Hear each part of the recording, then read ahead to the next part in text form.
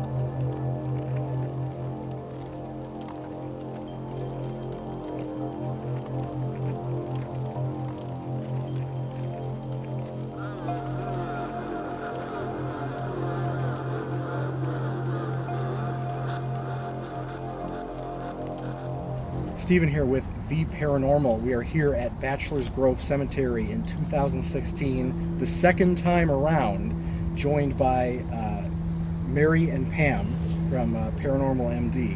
We're about to do our initiation of the investigation and begin our first experiment. So now all cellular devices put in airplane mode, all equipment fired up and tested. We are ready to begin. All the people investigating the paranormal at this location are sealed from all imperfect energies and are protected and guided. Any spirits or entities encountered are commanded to remain bound to the confines of this location.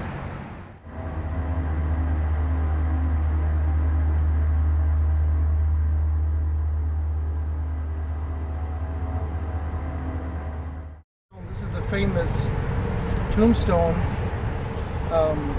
where the picture was taken of the Madonna of Bachelor's Grove. And I'm just going to ask a couple of questions while we're here. We're set up. As I'm speaking, my voice is going into this device, which is transmitting it as an EMF signal. It's just for us to know, but not for the spirits. There's a lot of questions about this cemetery and about this famous stone here that I'm standing right by. The main question is, who was the picture that was captured of the person sitting? So if that person is in this environment right now and they see all this crazy equipment, don't be intimidated.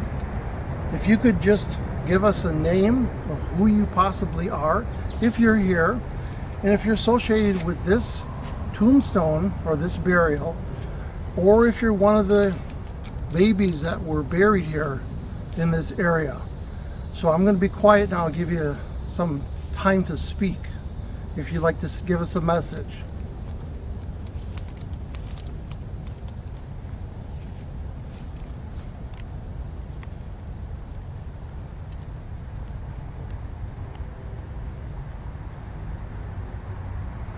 Now I'm going to say a couple names of what people speculate are the people involved with this famous tombstone right here. There's two sisters-in-laws, Catherine Vogue Fulton and Luella Fulton Rogers. If either one of you are here, can you say hello to us and let us know that you're here in this environment?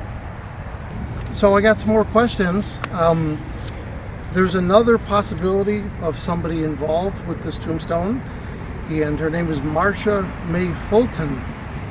And if Marcia, if you're here tied to this area or this ground or this tombstone, can you tell us your story, or just give us your name or acknowledge that you're here? There's two other people that could be tied to this area and to this stone and this ground. Catherine Vogue Fulton again, and also Bert Fulton. You were buried at a nearby cemetery called Zion Cemetery. Are you visiting this area? Do you come here to find your family that's buried in this area? If you do, just simply say yes or no. And a third possibility of somebody that could be tied to this ground and to this tombstone is Amelia Patrick. Is Amelia Patrick here? If you are, could you say hello? Now, Amelia, you had family member, a small child named Libby May, and she was buried here in lot number 44 in the Patrick family plot. Are you possibly visiting Bachelor's Grove Cemetery to find Libby May in this environment? If so, just say hello or let us know. Say yes. Now we're sitting on lot number 73, or we're standing on lot number. The stone is on lot 73. They do know who was buried here, and her name is Mary Rick. So Mary, you're right below my feet here. Do you visit Bachelor's Grove occasionally? Could this be you, Mary Rick, that are visiting? If it's so, just say yes or no. Another interesting fact about the cemetery is there's 6 plots that aren't marked that are of young children under the age of 5 that are buried here. And there's actually a couple, 4 of them are infants. Could you be coming back, Mary, to find these children that are buried here because somebody removed their grave markers, and that might be upsetting you? So if that's upsetting you and you do visit, can you let us know? Just say hello or say yes.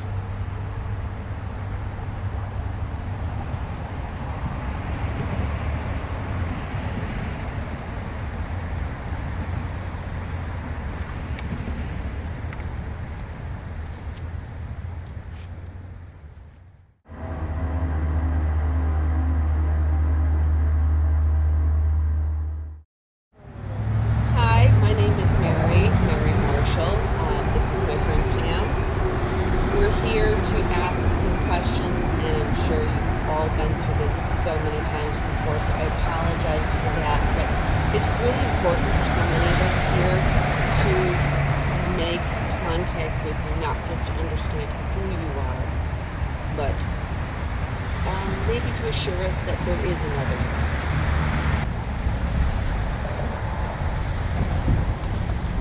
We can't hear you with our ears, but we have a lot of devices here. And I'm sure you've seen lots of this already that can capture your voice. So please speak loudly and clearly. Catherine, are you here? Or Catherine or Bert, are you here? Do you come looking for your infant daughter?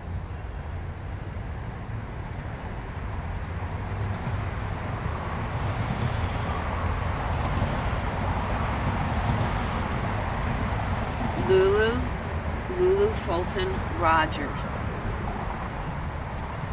Are you in this area? Do you stand watch of her? John Fulton and Lulu Fulton. Can you please repeat your names for me, please? I have some other questions for you. We noticed these lovely roses, these yellow roses. Can you tell me why these flowers were left? What's the name of the person who left these roses here?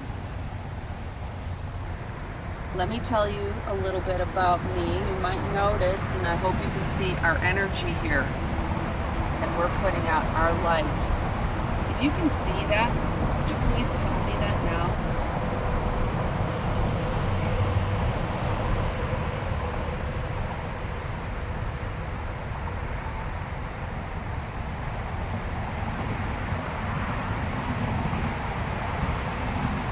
When this burial plot, family plot was put here, who was it that purchased the land and bought this plot? Are there a lot of you from on the other side that stay in this area, or do you visit?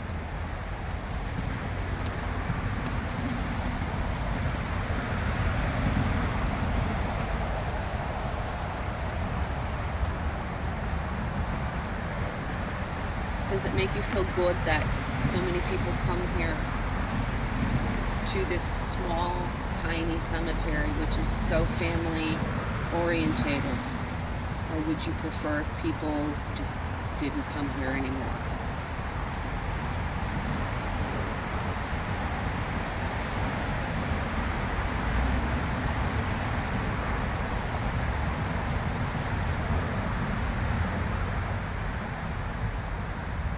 What's the infant daughter? Is it Marcia? Is that Marcia or Marcia? Do any of you know who Amelia is? Can someone either named Erwin or Arwin, or do you know someone by that name?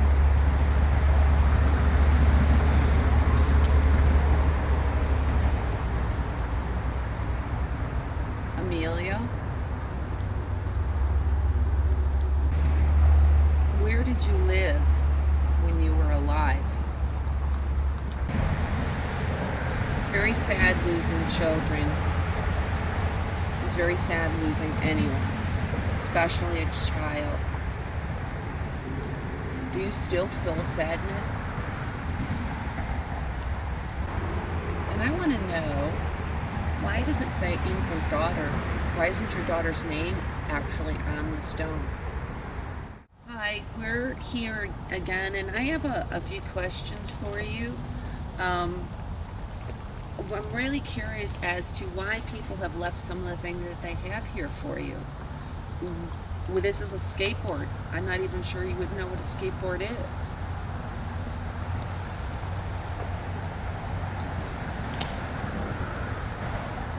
What's the significance of them leaving a coin purse, or it's sort of like a wallet, but it's a little coin purse?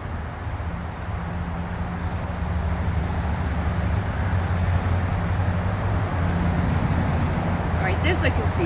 That's just because it's fun. I get that. Possibly the necklaces because it's a girl.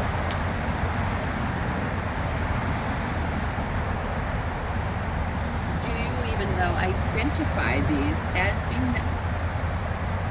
being necklaces?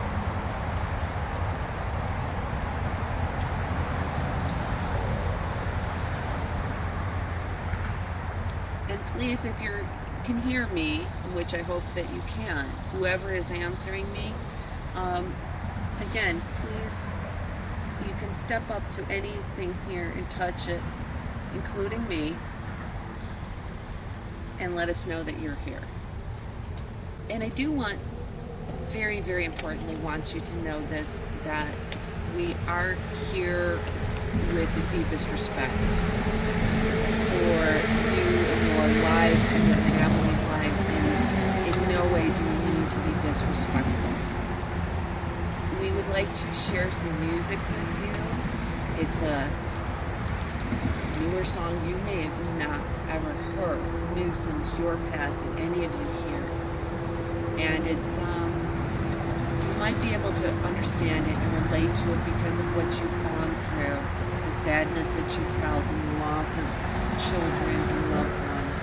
So we're going to play this song for you, and hopefully we're going to play it so that we can hear it with our ears, but we're also going to put it out into a frequency that you might be able to hear better. And if you can, please, please comment and let us know.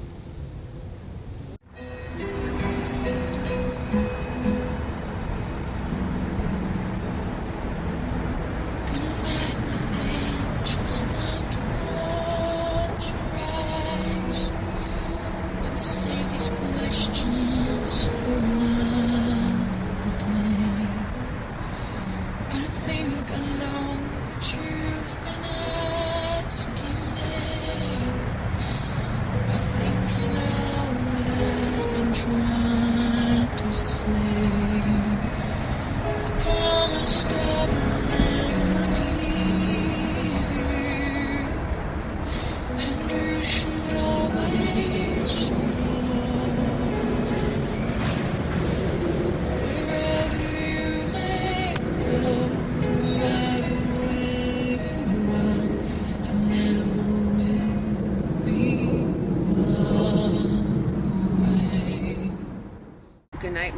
Angel. I hope that that song somehow touched you and that you were able to hear. And if so, could you please let us know that you did hear it?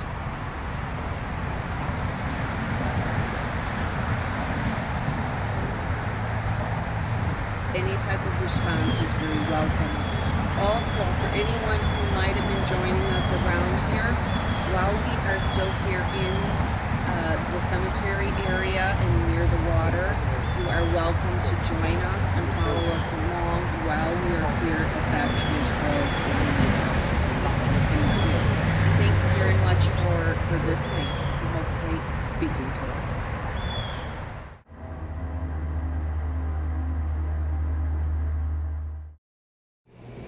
We're here at the swamp at Bachelor's Grove, and this is the swamp where a body was fished out. Don't know whether or not Al Capone, supposedly there's a rumor that Al Capone tossed some bodies here. For a fact, there were 6 bodies recovered. Don't know the time frame, but years back. But anyways, we're down here because supposedly Al Capone dumped some bodies in here, and Al loved this song that Fats Weller did called Ain't Misbehavin'. So we're going to play that for you now. And if there's any entities that can hear this and can come up here and send us any kind of signal, we've got a whole bunch of equipment here set up. We're going to be playing the Fats Weller song that I mentioned earlier, Al Capone's favorite song, called Ain't Misbehavin'. But I'm happy on the shelf, ain't misbehaving, saving my love for you, for you, for you, for you.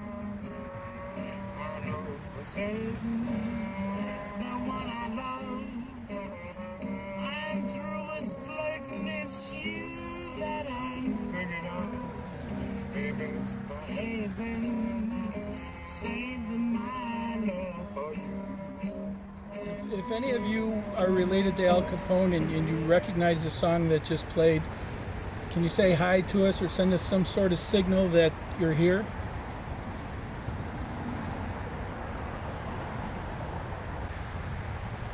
So there's apparently a farmer who was pulled into the, on an accident was pulled into the water from his horses. And if that farmer is present with us now and would like to say something, we are open to hear it.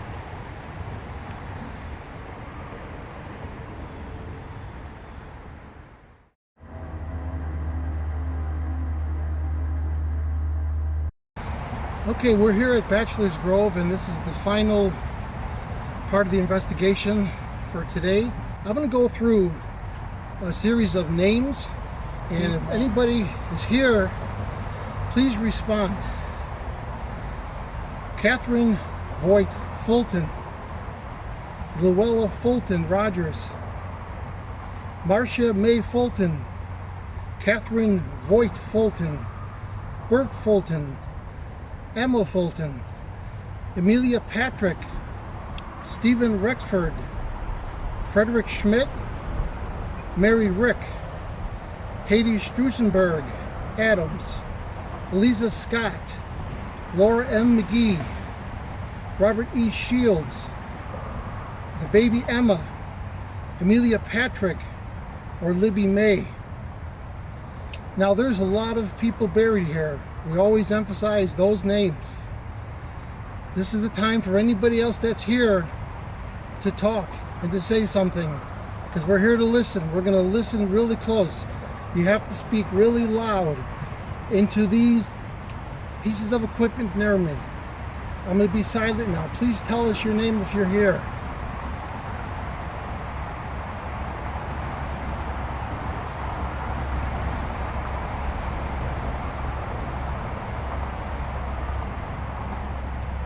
If anybody's here, is there any stories you want to tell us?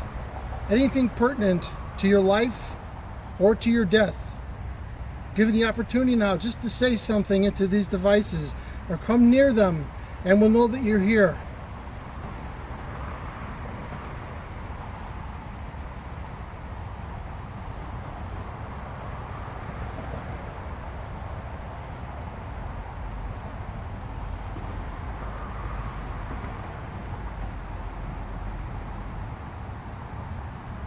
If you're sick of all the people showing up asking these silly questions, just say that. Say you're sick of it, or say stop, and we'll stop.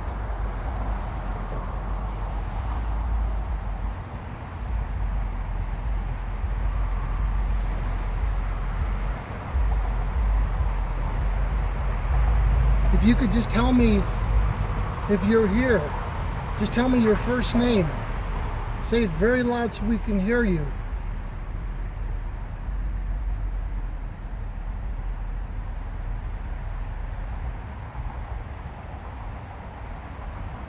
If you communicated to us, we really appreciate that, because it's really difficult, I know, for you to speak to us and to communicate. And I know this equipment might be intimidating to you. It's not meant to hurt you or harm you, just our way of communicating to you. And I hope you could hear us, and I hope you responded to us. If you did or did not, thanks a lot for being here, and thanks a lot for trying to communicate with us. We're gonna go now. So goodbye, Bachelor's Grove, for now.